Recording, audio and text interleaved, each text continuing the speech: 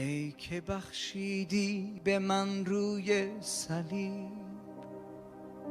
شادی آزادی و فیضی عجیب،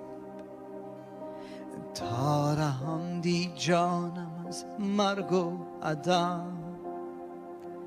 خود کشیدی بار هر عصیان من، گشت جاری از صلیب جلجتا چشمه های رحمت بی انتها، خون قدوست که از بحرم چکید، رنگ سرخ هر گناهم شد سپید. ای عیسی ای بره خدا، تا ابد می ستایم تو را،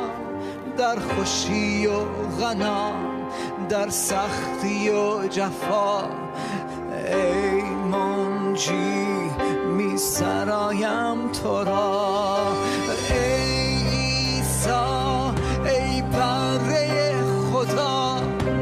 تا ابد می ستایم تو را، در خوشی و غنا، در سختی و جفا، ای منجی می سرایم تو را. فیض تو بخشید به من عشق و امید، آبرویی تازه و اسمی جدید، چون به سوی نور خود خواندی مرا،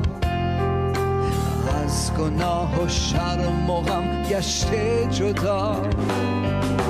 می شتابم تا حضور قدس تو،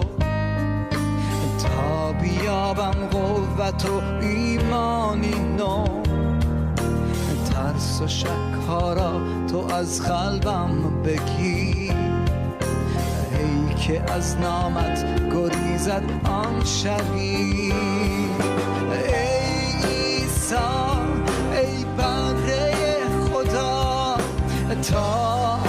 ابد می ستایم تو را، در خوشی و غنا، در سختی و جفا، ای منجی می سرایم تو را. ای عیسی ای بره خدا، تا ابد می ستایم تو را، در خوشی و